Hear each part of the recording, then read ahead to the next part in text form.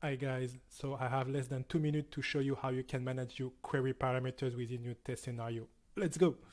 So let's real quick go into our test scenario. So I have a simple microservice that's returning a collection of users if I just hit the endpoint slash.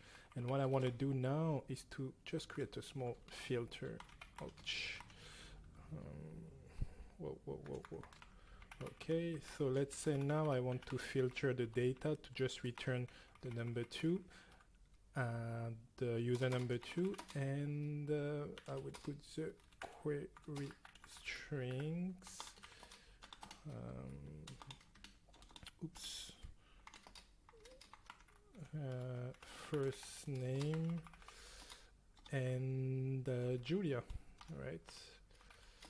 Alright, so now if I try to run this npm test, I got an error, right? So now let's try to code that thing real quick. So I'm here and I say const first name equal wake that query if first name.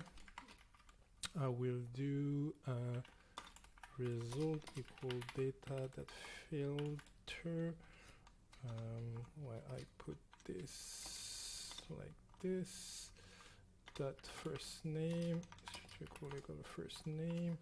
All right, let's try to rerun. All good, it passed. So now you were able to see how you can manage your query parameters within RestQA just in less than 2 minutes. See you in the next one.